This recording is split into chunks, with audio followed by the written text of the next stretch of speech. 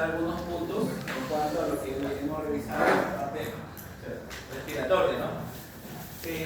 Hay un punto que nos faltaba, que ya hemos hablado todo el tema de leyes y todo eso, ¿no? Pero era el tema específicamente de lo que era, vamos a hablar de difusión de gases, sobre lo que hemos hablado, pero el tema específicamente del intercambio gaseoso, había un tema, un juego de presiones ahí, ¿no? Porque habíamos un poquito que aclarar, ¿no? Pero vamos a puntualizarlo nada más, muchachos. Desde el proceso de la parte de la mecánica respiratoria, que ya lo hemos hablado, nosotros sabemos que la ventilación implicaba inspiración y expiración, ¿no es cierto? Pero durante el primer proceso, sabemos nosotros que cuando uno habla, vamos a ponerlo por este lado, acá, aquí, cuando uno habla de lo que es la respiración, que uno le llama respiración normal, ¿ya? Respiración normal, sabemos nosotros que aquí nos vamos a encontrar con que ese volumen que uno respira normalmente se llama volumen de aire corriente, ¿no? Y este volumen de aire corriente se le conoce como volumen tidal, ¿ya? Volumen tidal, que viene a ser el volumen que uno inspira o expira durante cada proceso, ¿no? Durante un minuto. Entonces, durante este volumen que tú ingresa y sale el aire, este volumen tidal normalmente corresponde a un volumen de 500 mililitros, ¿correcto? Corresponde a esa cantidad. Sin embargo, recordemos que este volumen va a estar comprendido en dos segmentos, ¿ya? Va a estar comprendido en dos segmentos, en lo que corresponde la porción, escúchame acá, la porción conductora, ¿ya?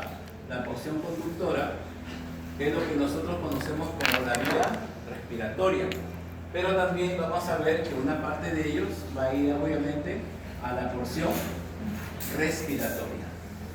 Cuando uno habla, muchachos, de la porción respiratoria yendo por la parte final, nosotros tenemos que esta porción respiratoria comprende básicamente a quién, a los bronquiolos, ¿sí?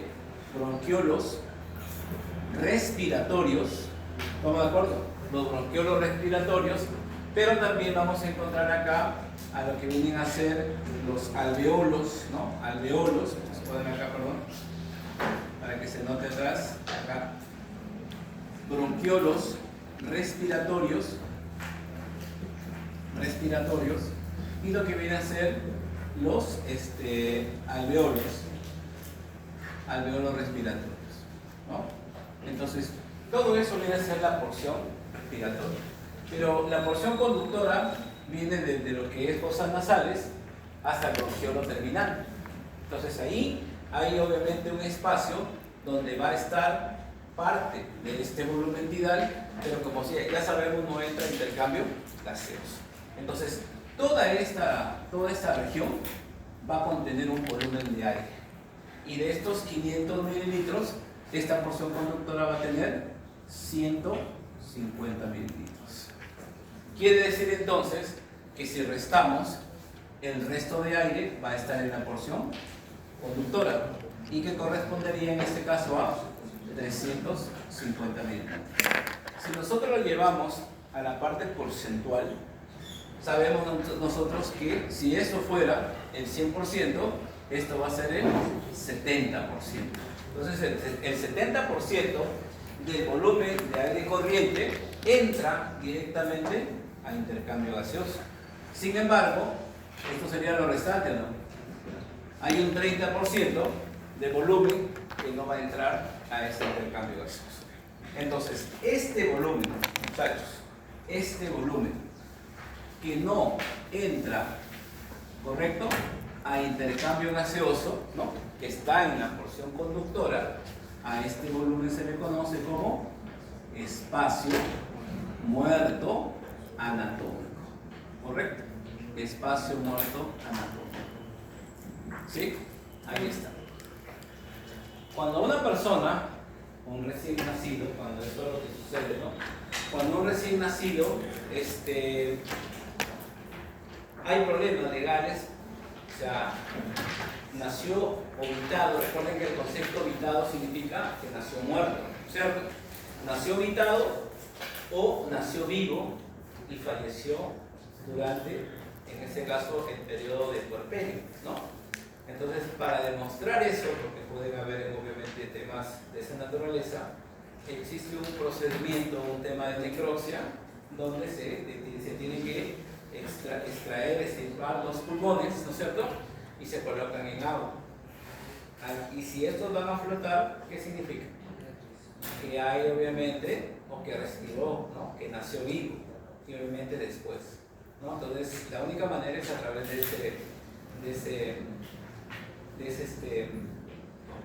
ese procedimiento, ¿correcto? Entonces, hay un volumen en este caso que nos permite determinar, o sea, pero ya tiene, en este caso ya se aplica con fines legales, ¿no? No es que sea parte de, y a veces confundimos ese volumen con el volumen residual. El volumen residual es el volumen que no se puede expulsar de los pulmones aún en una expiración forzada, ¿correcto? Aún en una expiración forzada. Pero este volumen que se mide, que se llama volumen mínimo, así se llama, el volumen mínimo es aquella medición con fines médico-legales para determinar si un bebé nació vivo o muerto. ¿Ya? Ese es otro concepto, el volumen mínimo. Bien, ahora, pero estábamos acá, miren acá muchachos, estábamos durante este fenómeno, ¿cierto? Acá, atentos, estábamos aquí. Entonces, ese volumen, ahora lo vamos a plantear en líneas punteadas, un poquito para que lo entiendas acá. Mira, se supone que acá se genera una gráfica, ¿o no? Se genera una gráfica, acá. Esta gráfica, donde se grafica la inspiración y la expiración, ¿estamos de acuerdo? Es lo que se conoce como la espirometría. Entonces, aquí nosotros al proceso, obviamente inicial, aquí se grafican los dos, ¿no? Inicialmente la inspiración y por supuesto la expiración. Hace esta gráfica. Pero sabemos nosotros que podemos en este caso aumentar este volumen utilizando por supuesto una musculatura accesoria, ¿estamos de acuerdo? Una musculatura accesoria, miren acá muchachos, una musculatura accesoria para que este volumen aumente. Miren acá, para que este volumen aumente. Entonces, a ese volumen en el cual yo puedo, ¿no? A través de musculatura accesoria hacer ingresar dentro del pulmón en una inspiración forzada, ¿estamos de acuerdo o no? A este volumen se le conoce como el volumen de reserva inspiratoria. ¿Estamos de acuerdo? Y que eso corresponde aproximadamente ¿a cuánto? A 3.000 mililitros. ¿Estamos de acuerdo? Ese es el volumen de reserva inspiratoria.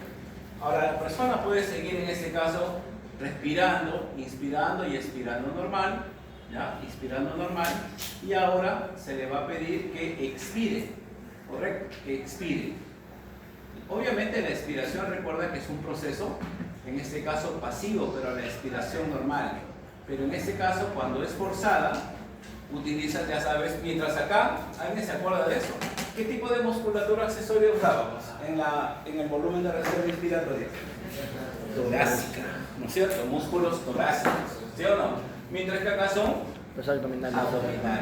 Si te das cuenta, tomando el patrón que estamos haciendo la revisión, este volumen es más pequeño, ¿no es cierto? Entonces, este volumen que estamos viendo acá va a ser un volumen, como te decía, más pequeño, y este es el volumen de reserva expiratoria, que corresponde aproximadamente ¿a cuánto, muchachos? A 1200 mililitros, ¿no? 1200 mililitros. Bien, ahora, pero uno de los parámetros que uno más utiliza,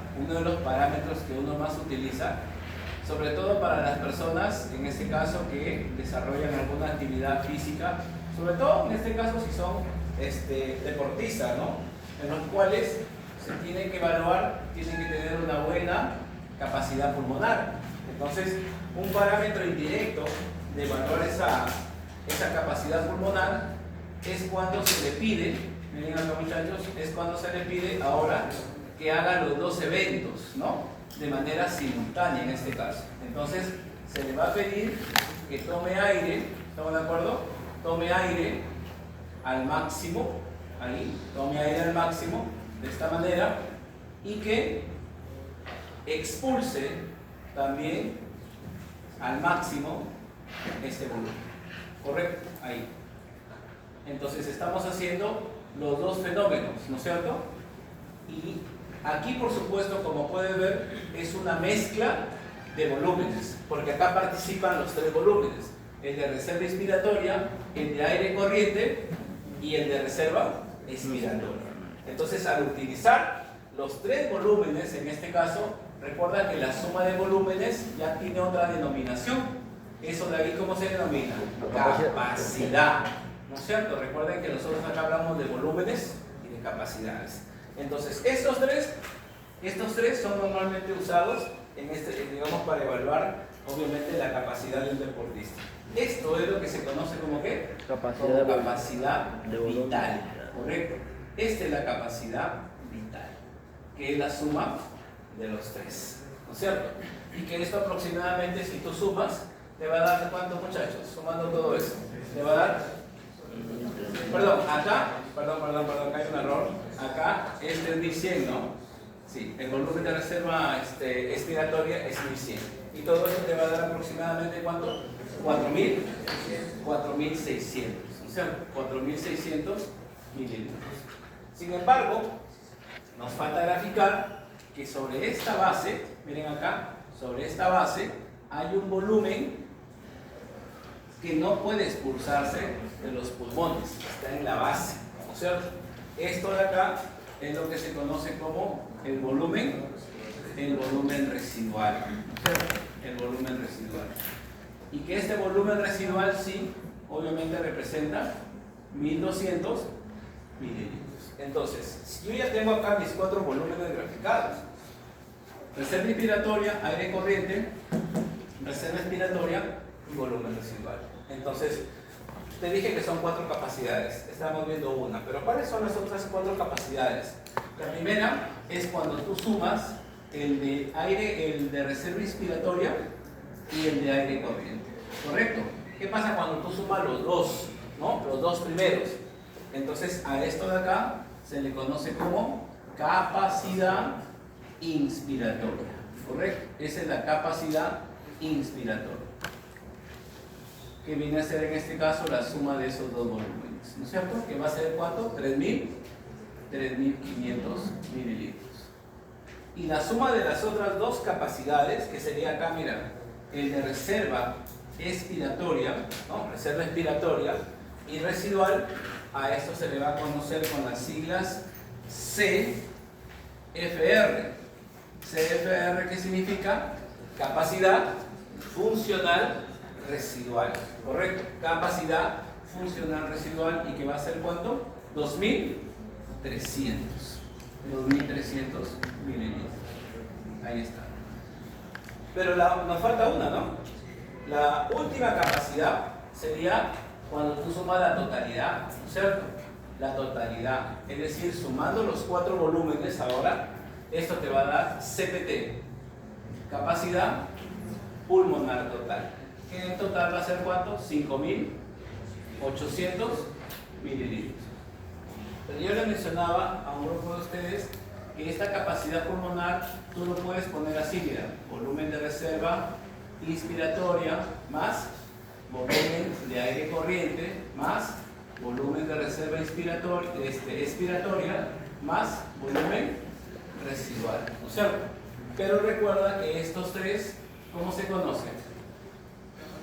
Capacidad vital. O sea, que esto de acá también se puede expresar como que capacidad pulmonar total es capacidad vital más volumen residual, ¿no es cierto? Entonces hay que tener en cuenta, fijo, estos conocimientos al momento de que se pueda plantear esto. ¿Estamos de acuerdo? Entonces el espirograma es lo que me ayuda a mí a poder hacer esta determinación. Bien, ahora ese es el primer punto que te quería hacer acordar. El otro es en cuanto a lo que te decía el intercambio gaseoso. En el intercambio gaseoso, muchachos, sabemos nosotros que el alveolo, te lo he mencionado, está en íntimo contacto ¿con quién? con el capilar, ¿cierto? Acá está el capilar. Pero recuerden que acá en el capilar nosotros vamos a encontrar a ambos gases. No olvidar que una de las cosas que se tiene que definir dentro del capilar es el sentido, ¿no? O sea, ¿por qué? Porque lo que estoy colocando acá, ¿no?, me está indicando, en este caso, el sentido de lo que es el flujo sanguíneo. Entonces acá, recordemos que existen dos gases, ¿no? Uno viene a ser el oxígeno. Ya, vamos a poner acá, ¿te parece? CO2, ahí, CO2. Acá también CO2. Y por supuesto acá, el oxígeno. El oxígeno. Entonces, para que esto ocurra, como ustedes ya saben, ¿qué encontramos en este lado? Una membrana alveolar capilar. Y una de las cosas que no tienes que olvidarte es que el orden de quien te estén hablando va a ser el punto de partida. Porque si te hablan del oxígeno, se supone que hemos hablado que acá, ¿qué encontramos acá? Primero, ¿qué hay aquí? Primero, ¿por dónde tiene que atravesar el oxígeno? Por los capilares. Por el líquido alveolar y la sustancia surfactante. Luego de ello, ¿por dónde pasa? Por el epitelio. Y luego del epitelio, la membrana. Porque recuerda que hay una lámina, ¿no?, o una membrana basal en donde descansa ese epitelio. Y luego, el espacio o intersticio. Luego, la membrana capilar. Luego, el endotelio, ¿cierto? Y finalmente va a llegar al oxígeno. Entonces, el orden es importante porque si te hablaran del CO2, empezarías primero por el capilar, ¿cierto? Bien. Ahora, para que el oxígeno, todos sabemos ya que el oxígeno tiene que difundir, habíamos hablado que el fenómeno de la difusión pasa desde el alveolo hasta el capilar. Eso ya lo teníamos claro. Y que el oxígeno va a ir ¿desde dónde? Desde el capilar hasta el alveolo. Sin embargo, hay que recordar que para que esto ocurra, necesitamos que un fenómeno, que es la presión. Es decir, aquí lo que va a ser determinante es la PO2 alveolar y la PO2 capilar. Acá es la PCO2 capilar y la PCO2 alveolar. Entonces, se supone que para que lo que tenemos que claro es dónde es mayor, ya sabemos, ¿cierto? Pero acá, por ejemplo, en el caso de CO2, la variación es corta. Es decir, si lo ponemos acá para no valorar el esquema, hay que decir lo siguiente: la PCO2, muchachos, la PCO2 capilar, ¿se entiende? Considerando que esto de acá es el capilar y me están hablando de esta PCO2, ¿cuánto debe ser? Esta PCO2 capilar debe ser 45 milímetros de mercurio. ¿Estamos de acuerdo? Escúchame. Cuando entremos cuando entremos a la parte renal, tenemos que hablar de lo que se llama insuficiencias, ¿no es cierto? Ahí hablamos de dos cambios. Recuerda que el pH en la sangre, ¿cuánto es el pH en la sangre? 7.4, correcto, con una variación al menos, ¿de cuánto? De 0,04. O sea, quiere decir que debería ir de 7,36, perdón, a 7,44. Sin embargo, los libros lo estandarizan en 7.35 a 7.45. Pero ponen en 7,4. Entonces, menos de 7.35 se llama acidosis y más de 7.45 se llama alcalosis. Pero esos cambios, porque ahí hay que meternos a pH, ya por eso por ahí no nos metemos ahí. Ahí en el tema del pH tenemos que definir si esa insuficiencia o si esa acidosis es a nivel respiratoria o es a nivel metabólica. Específicamente la palabra metabólica y renal, por si acaso, los dos órganos que regulan el pH es el pulmón y el riñón.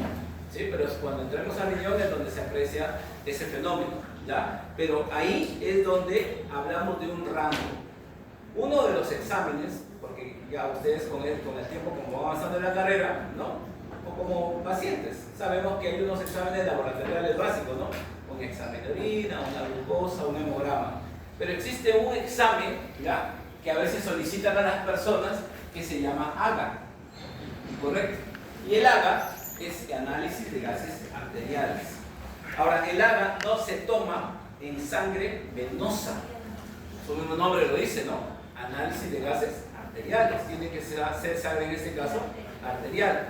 ¿Sí? Es un procedimiento obviamente invasivo, profundo, ¿sí? Pero ahí te hacen toda una medición. Y ahí sale la medición del sodio, potasio, cloruro, ¿me entiendes? Los electrolitos. También sale la saturación y también salen las presiones. ¿De quién? Del oxígeno, del CO2, y aparece un nuevo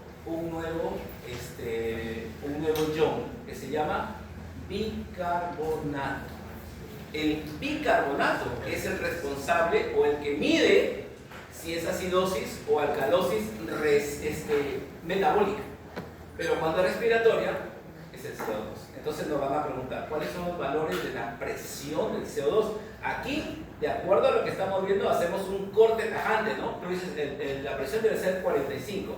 Sin embargo, cuando uno ve el AGA, son rangos. Es de 735 a 745. ¿Ya? Esos valores, cuando hablemos de acidosis metabólica y respiratoria.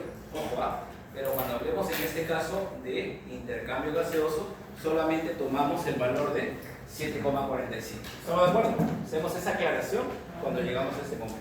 Ahora, si esa es la presión de de CO2 a nivel capilar, significa entonces que también hay una presión del CO2 en el alveolar. ¿Sabían o no? Acá.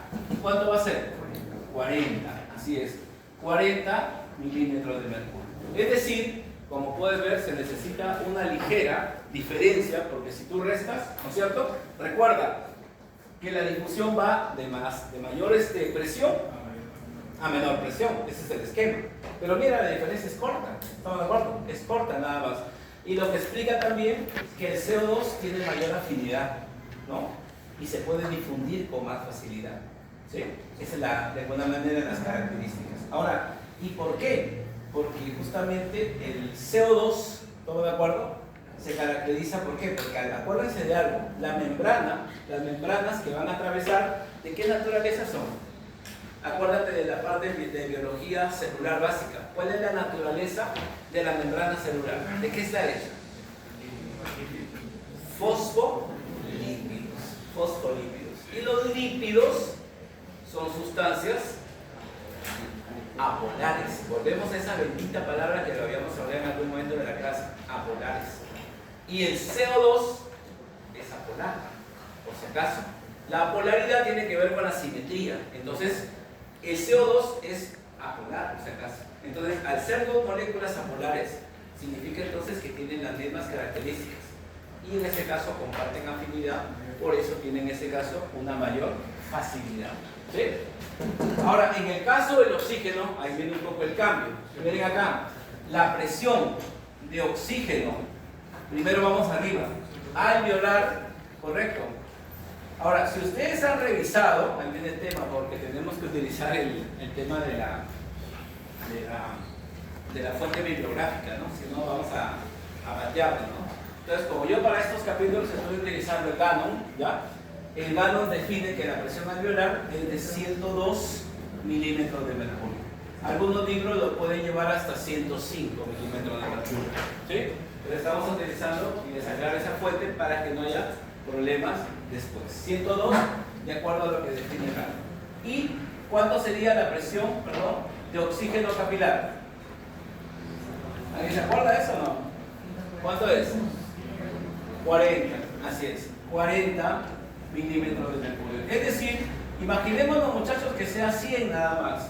Es decir, para que el oxígeno pueda difundir, necesita un gradiente. Esa es la otra palabra que hay que diferenciar. Cuando venga en el examen gradiente, la palabra gradiente significa diferencia de, ¿ya? El gradiente es de 60 milímetros de mercurio.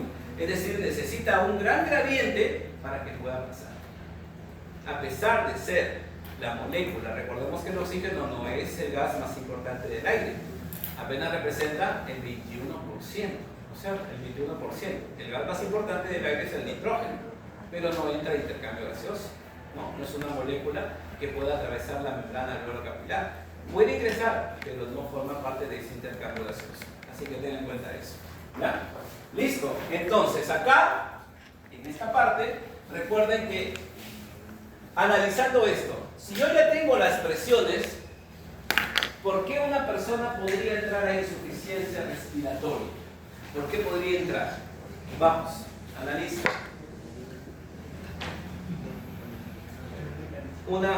Tomando los valores que están ahí, ¿cuál sería un factor por la cual una persona entra en insuficiencia respiratoria? Empieza a jugar, juega con los valores. ¿Por qué?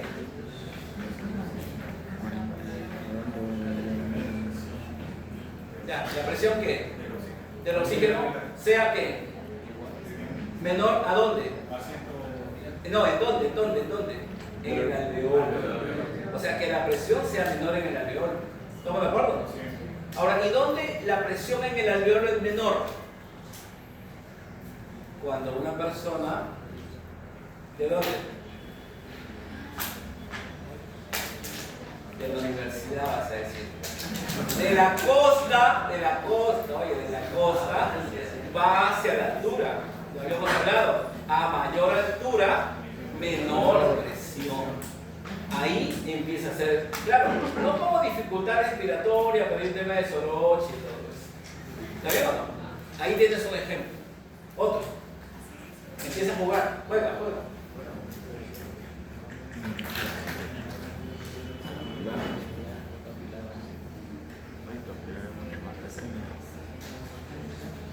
La presión del oxígeno, ¿qué?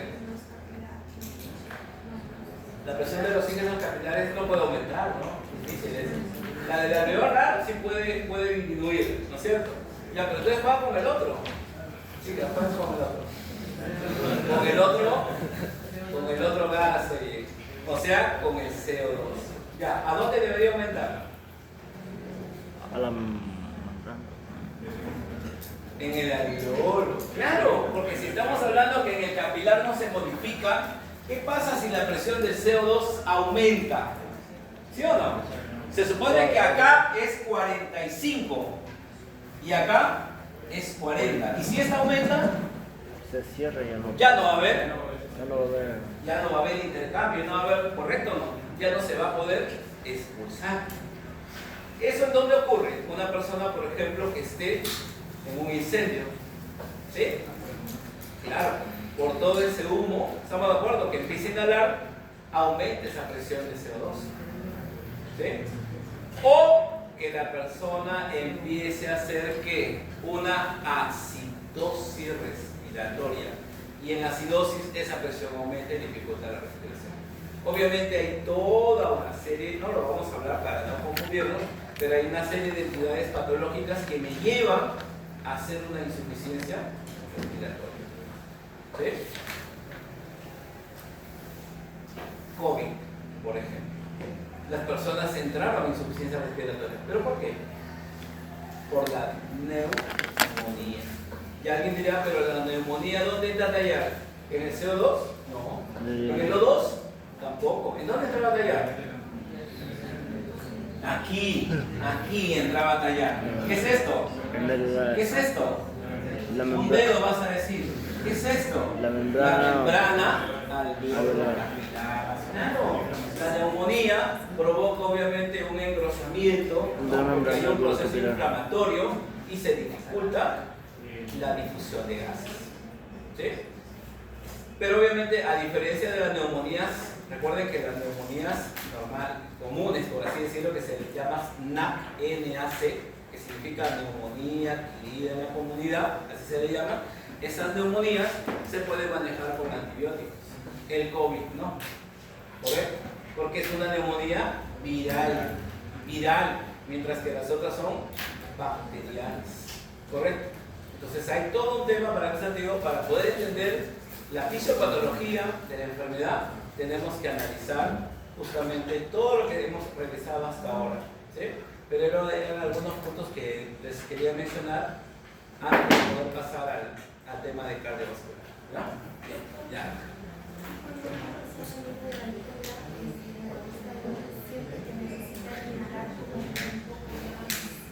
Cuando una persona viene de la sierra a la costa, ya.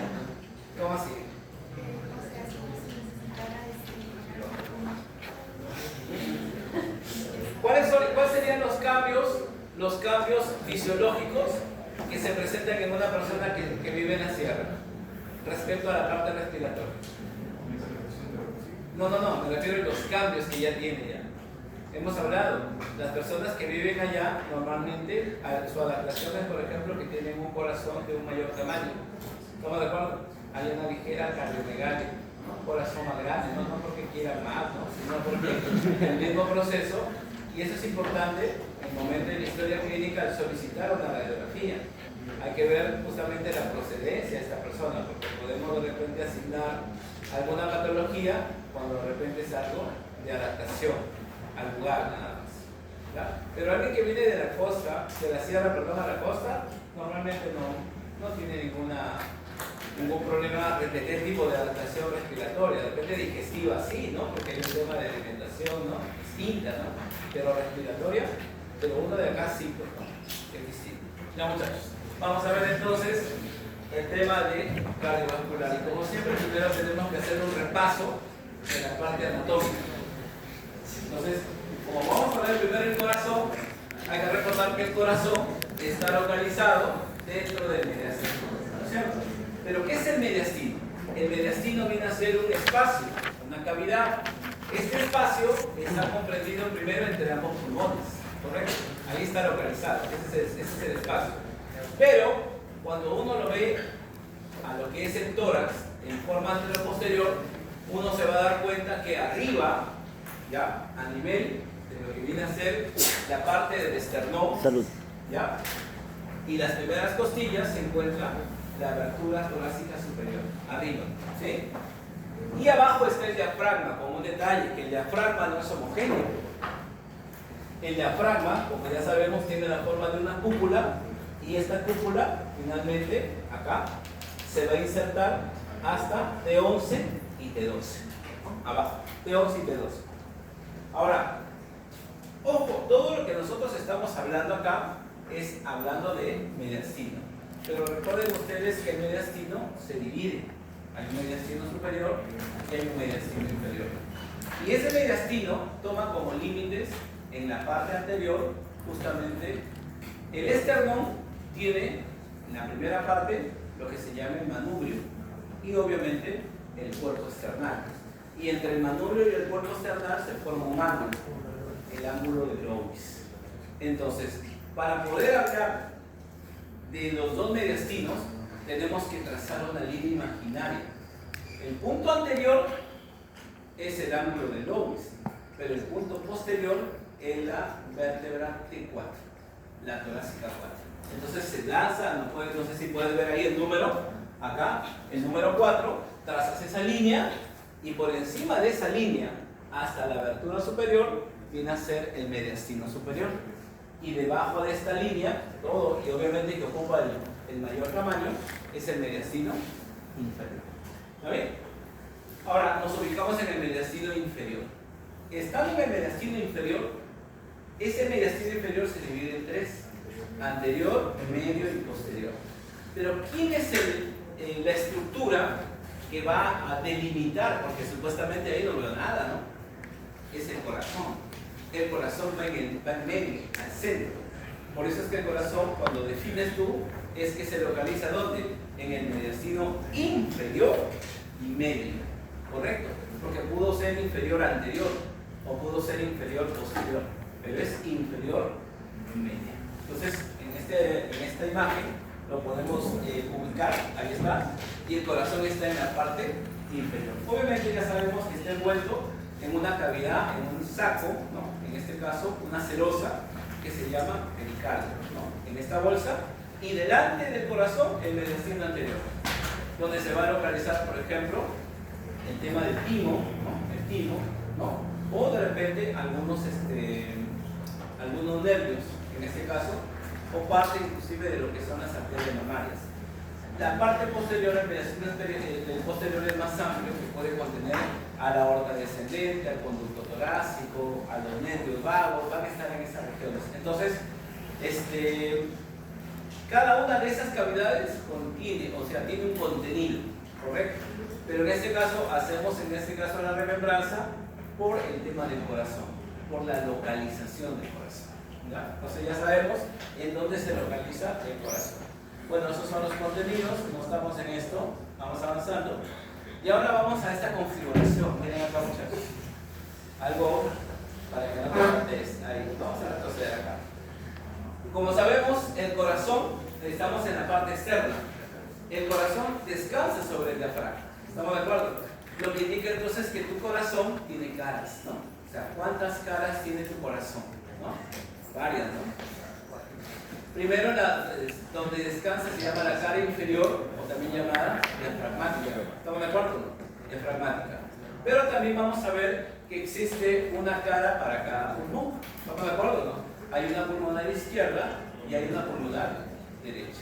Y por supuesto hay una cara, en este caso anterior, pero que está en relación a la parrilla costal, que en este caso sería la cara costal.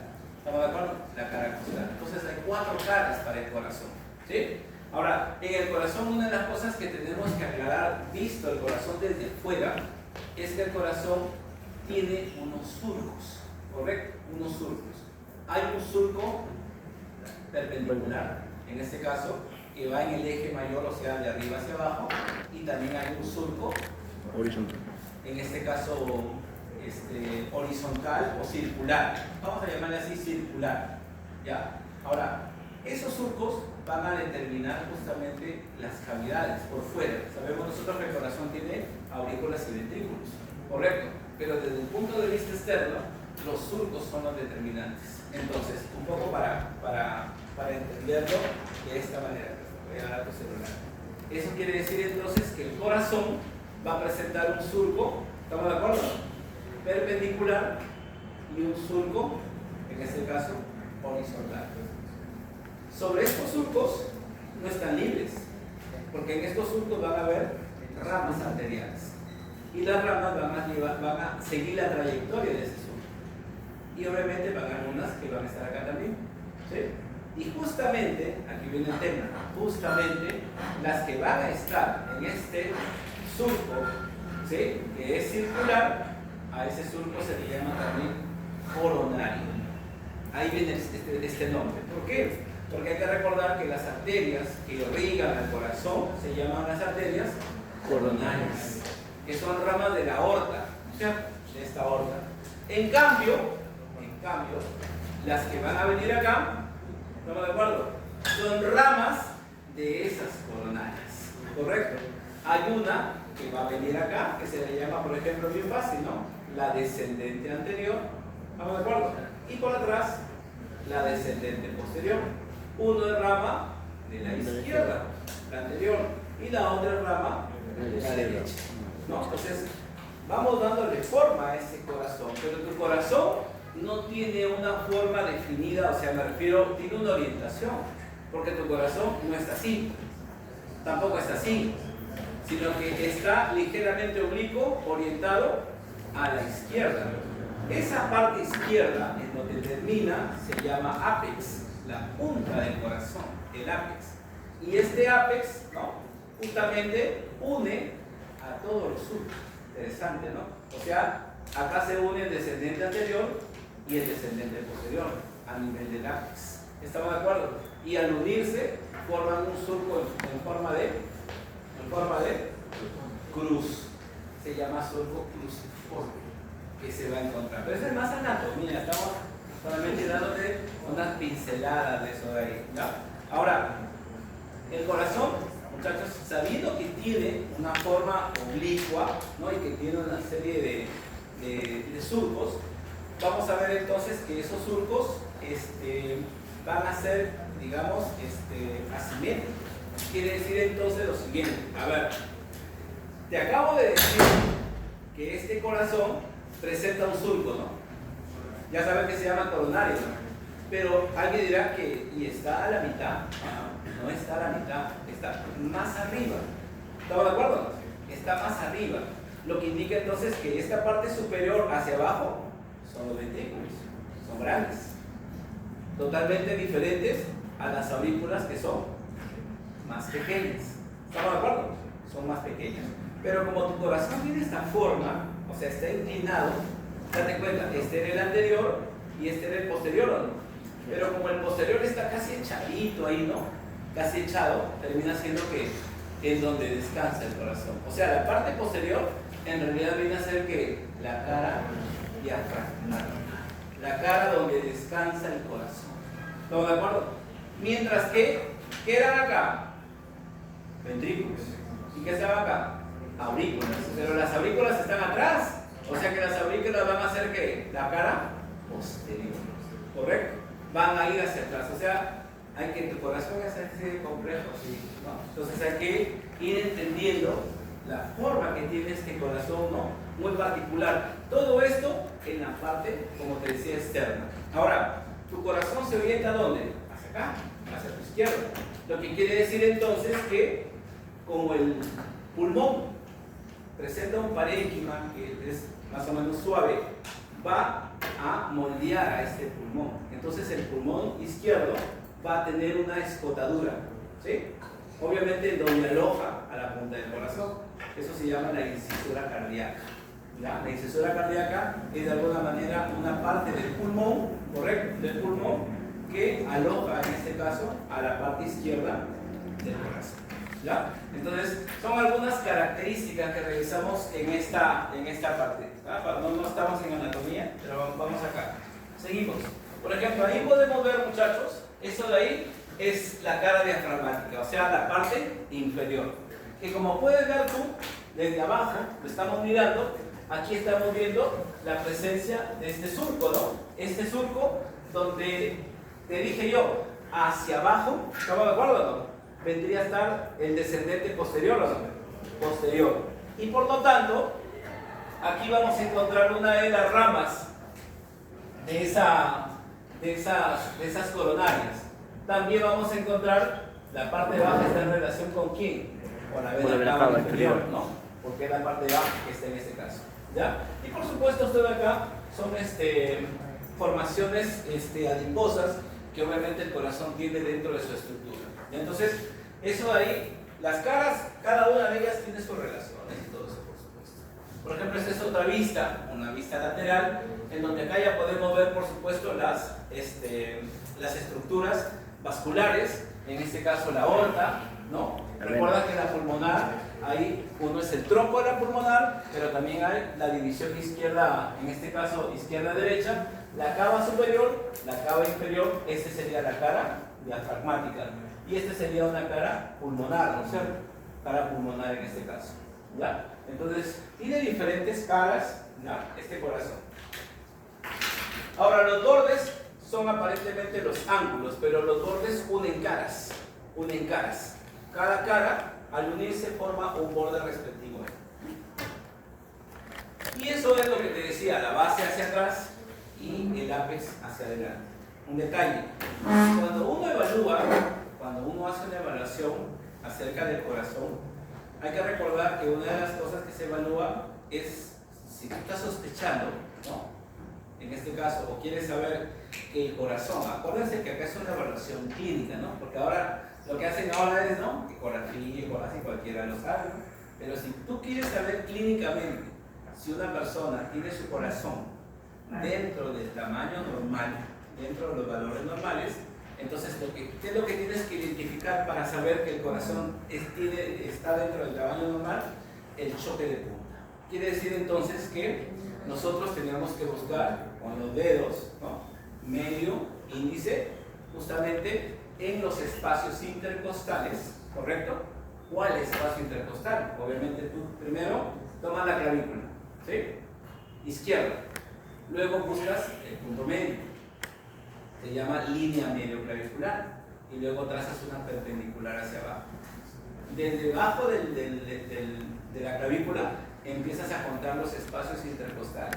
Y tienes que ir al cuarto o quinto espacio intercostal, ¿correcto? Y con los dedos lo llevas a ese lado, ¿correcto? Y tú vas a sentir en tus dedos el golpe de este ápex, ¿correcto? Mientras más hacia afuera, ponte, no tocas acá y acá no hay nada, ¿no? O sea, se siente algo, pero no es.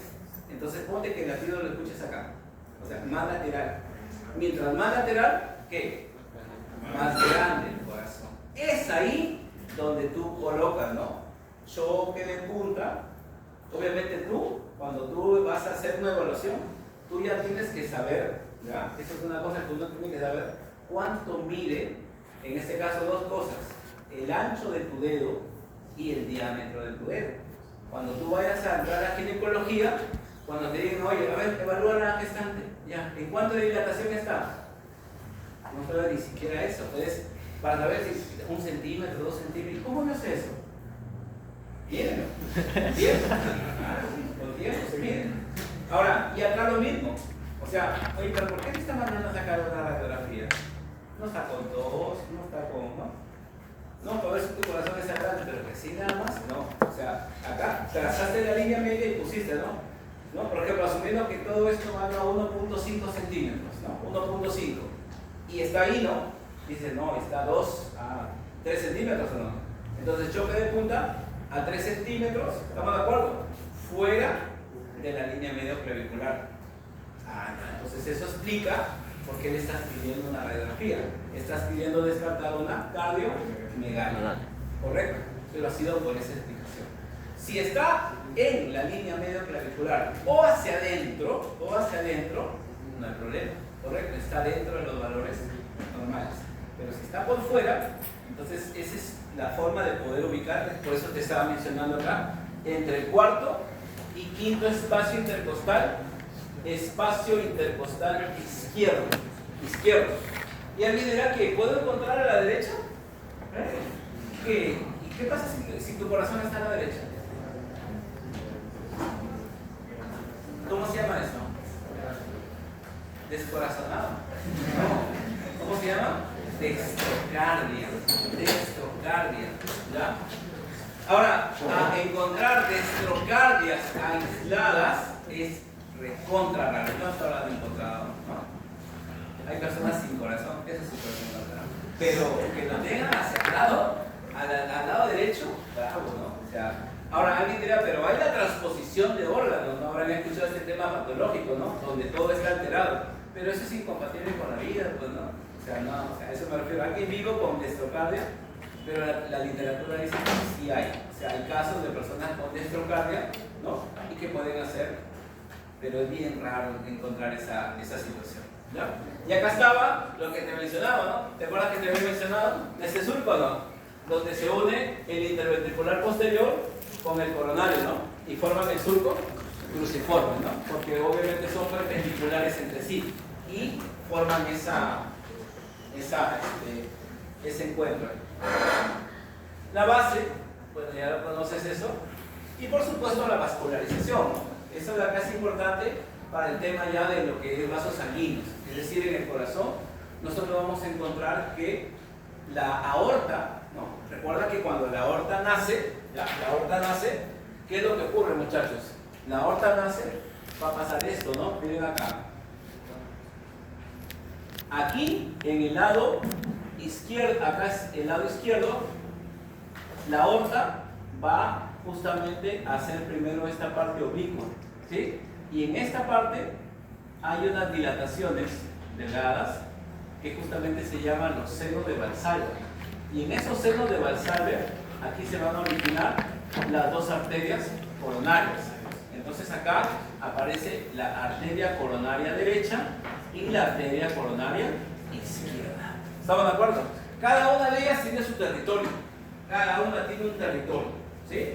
Pero desde el punto de vista de la fisiología que vamos a ver, la derecha, acuérdense de eso, la derecha se va a encargar de irrigar la mayor parte de lo que viene a ser en el corazón. Hay un sistema, se llama sistema cardionector, así se llama, cardionector, ¿sí?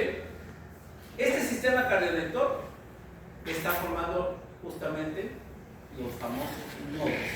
También se le llama sistema nodal. Cuando tú hablas del nodo sinusal, correcto, auriculoventricular, haz de His, todos esos componentes, ese es el sistema cardionector. ¿Pero qué es el sistema cardionector? Son un conjunto de fibras miocárdicas especializadas en la conducción del impulso cardíaco. Es decir, aquí vamos a ver esa parte, aquí el corazón, ¿de qué está hecho principalmente? De músculo, correcto. Pero hay dos tipos, bueno, vamos a ver tres tipos acá. tres tipos musculares, ¿no? El músculo auricular, ¿sí? El músculo ventricular y el músculo auricular. nodal. Tres, ¿ya? Tres. Porque recordemos que el nodal es un grupo especializado, pero siguen siendo fibras miocárdicas. Y como tal, el tejido cardíaco también tiene sus propias características. ¿Ya? Bien, salimos de eso. Vamos un poco acá. Igual, ¿no? Y ahí están los territorios, muchachos. Este es un corte. Pregunta, ¿desde arriba o desde abajo? ¿Desde dónde lo están mirando? Desde arriba. Claro, desde arriba. Pues obviamente es el territorio izquierdo, ¿no? Desde arriba. Y mira la forma que tiene el ventrículo izquierdo, ¿no? Circular. En cambio, el derecho es semilunar. ¿Sí? Arriba. La mayor parte de la cara anterior se queda claro, ¿no? La cara costal, arriba, la cara costal, definitivamente del ventrículo, la coronaria izquierda. Correcto. Mientras que la parte posterior vendría a ser de la coronaria derecha. Correcto. El tabique, que está en medio, está compartido en este caso por ambos. ¿Ya? Está compartido en este caso por ambos. Seguimos. Bueno, esa es la arteria coronaria. Seguimos acá, muchachos. ¿Ya? Y el pericardio, como ya sabemos, es un saco. Es una membrana serosa. Que recuerden que el pericardio, aquí viene el tema. Cuando uno habla de pericardio, cuidado con eso, para no olvidarnos, porque este tema nos confunde.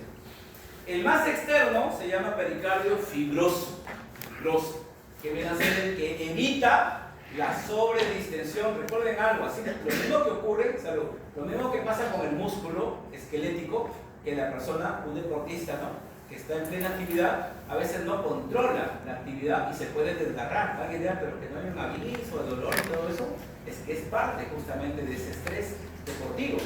En el corazón puede pasar lo mismo, pero evita generar que se desgarre el corazón.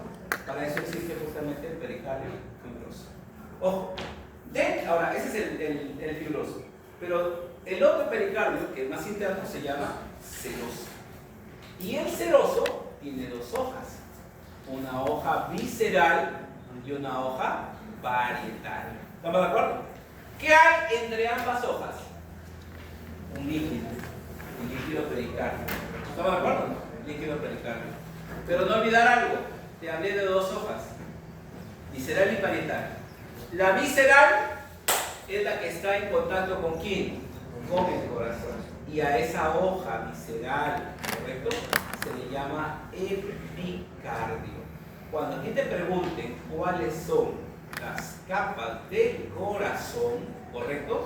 El corazón tiene tres capas: endocardio, miocardio y epicardio. No pericardio. No pericardio. Ya, cuidado porque puede sufrir un accidente por la ventana. Estamos en el quinto piso. No pericardio. Es epicardio. Y el epicardio vendría a ser, en otro término, la hoja visceral ¿de quién? Del pericardio seroso. ¿Correcto? Hoja visceral del pericardio seroso. ¿Ya? Por si acaso. ¿Salimos de eso? Bueno, como anatomía es... No, aquí ya mucha vaina contigo. Mira acá, muchachos, ya es lo que se estaba mencionando. Salimos un poco y vamos a la siguiente parte. Estamos acá todavía, un poquito.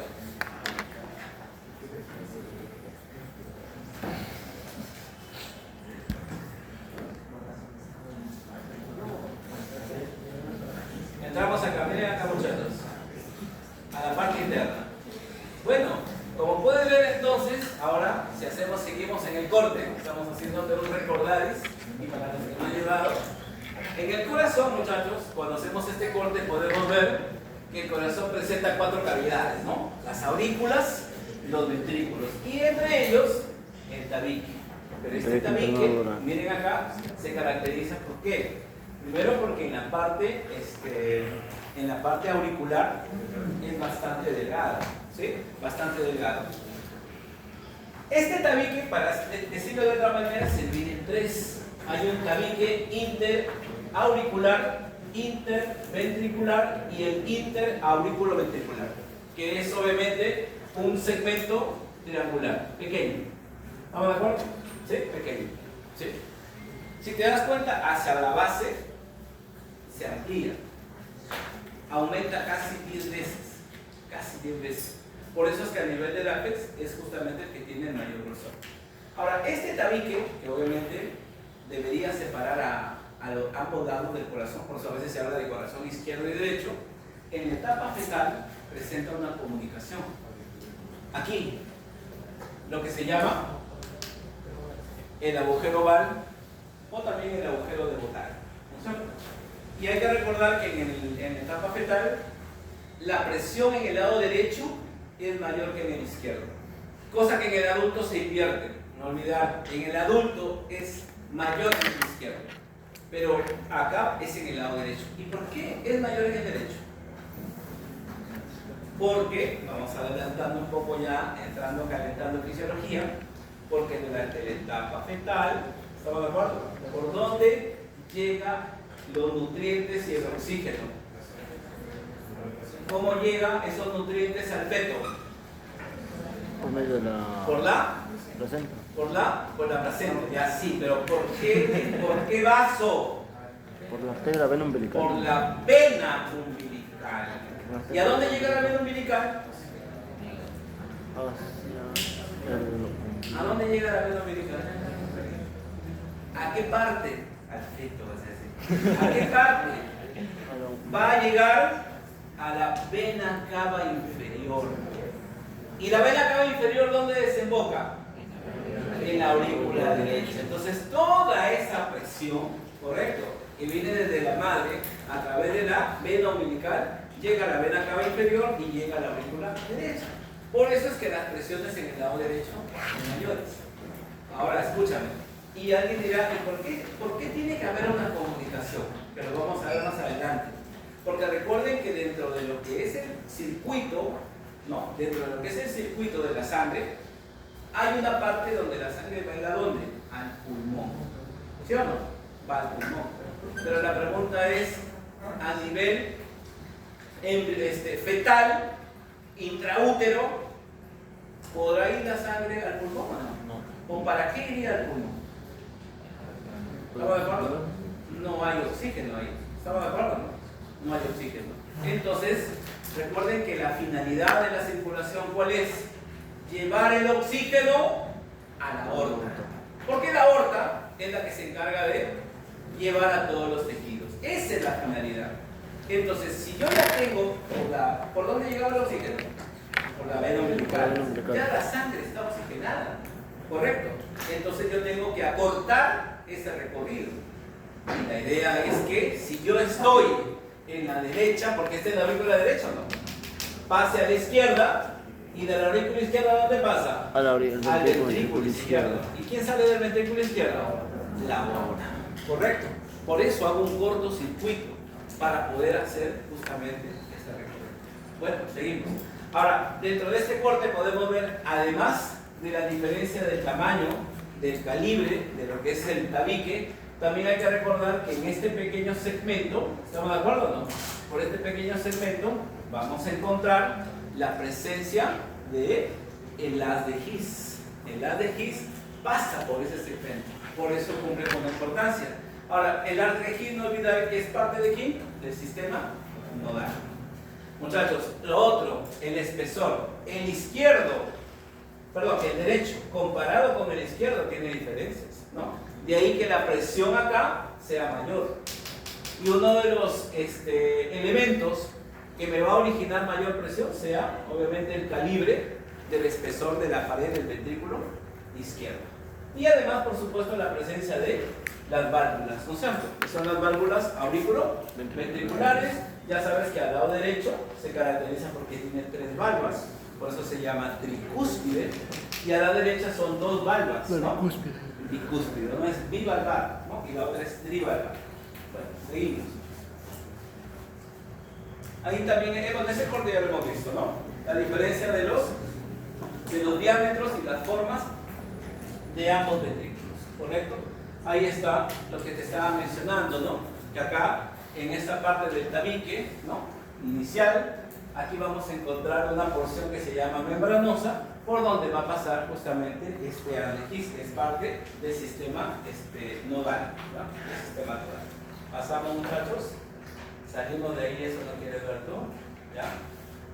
Aquí podemos ver justamente la presencia de la aurícula derecha, ¿no? La aurícula derecha con la presencia justamente de los órganos. ¿Quiénes llegan a la aurícula derecha? Recordemos, las dos venas cavas, ¿sí o no? Y el seno coronario. ¿Pero quién es el seno coronario? El seno coronario es la vena, porque es una vena que drena la sangre del corazón. Así como el que irriga son las arterias coronarias, quien drena esa sangre es el seno coronario, que también vuelvo a repetir, va a ir a la aurícula derecha, ¿ya? Seguimos, muchachos. Bueno, las valvas, como recuerdan, tienen formas, ¿no es cierto? Pero eso de qué va a depender, ¿no? Miren acá, recuerden que estas son las valvas y los puntos de unión se llaman comisuras. ¿Sí? Las comisuras, recordemos que van a servir para que la valva pueda abrirse y cerrarse. Y recuerden algo ustedes, mientras esas comisuras y valvas estén conservadas, la persona va a tener un adecuado funcionamiento del pasaje de la sangre. Pero cuando están afectadas las comisuras, se van a generar unos ruidos. ¿Por qué? Porque la válvula ya no se abre bien o no se cierra bien. Es ahí donde aparecen los términos de estenosis e insuficiencia, dependiendo de la válvula. Si hablamos de la válvula, por ejemplo, mitral, hay insuficiencia mitral o estenosis mitral. ¿Estamos de acuerdo? Y así lo puedes aplicar, por ejemplo, para la válvula simboleada aórtica. Hay estenosis aórtica y hay insuficiencia aórtica. Entonces, cada válvula puede tener ese problema. ¿Y cuál es lo clínico? Que la persona, ¿cómo sabemos que pueda tener, cómo sabemos que su válvula no está funcionando adecuadamente? Porque al momento de auscultarlo, se va a percibir un sonido que se llama soplo cardíaco. Un soplo me está a mí reflejando la presencia de una valvulopatía, una falla, ¿correcto? Que obviamente con el electrocardiograma lo puedo identificar dónde se encuentra. Bueno, más de esto, chicos, igual. Vamos. Y finalmente ya sabes que las válvulas se sostienen, ¿por qué? Por los músculos papilares, ¿no? O sea, acá vamos a ver un grupo de masas carnosas que van a sostener a estas válvulas. ¿Estamos de acuerdo? Los músculos, en este caso, papilares, ¿ya? Que están a nivel de los ventrículos, ¿ya? A nivel de los ventrículos. Bien, muchachos. Salimos un poco de eso también. Igual, bueno, ahí pueden ver cómo es una válvula, ¿no? Claramente. Las valvas, las comisuras, las cuerdas tendinosas, ¿saben o no? Y las masas musculares que vienen a ser los músculos papilares, ¿ya? Músculos papilares. Seguimos. Bueno, el sistema cardionector, ya sabes que primero es el nodo sinusal. El nodo sinusal se localiza ¿dónde? Cerca de la desembocadura de la vena cava superior. Ahí se encuentra este nodo sinusal. Pero el otro nodo, que es el nodo AB, el nodo AB se va a encontrar ¿a dónde? ¿Sabe acá? ¿A dónde? No recuerdo qué hay.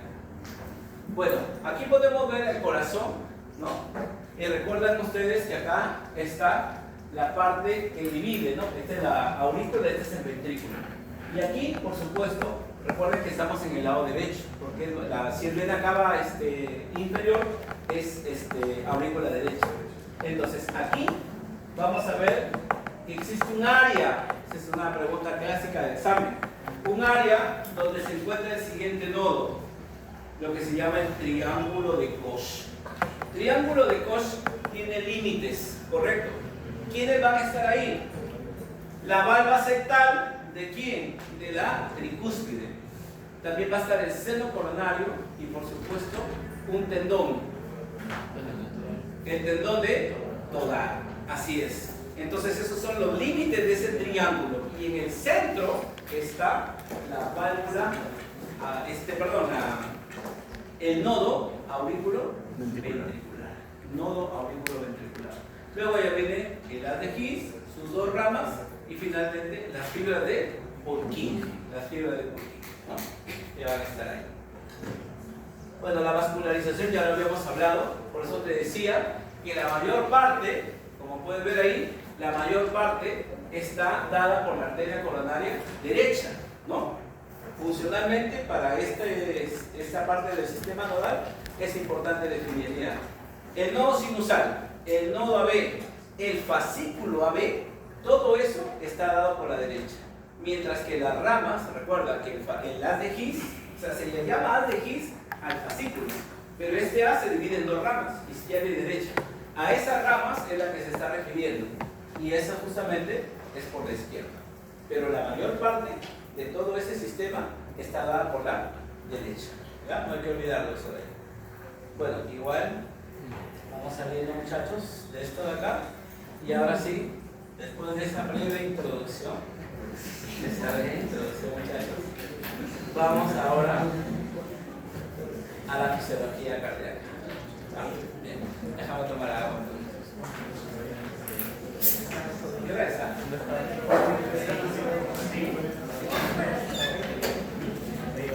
¿Tanto? Si quieren ir al baño un ratito a... ¿Sí, no?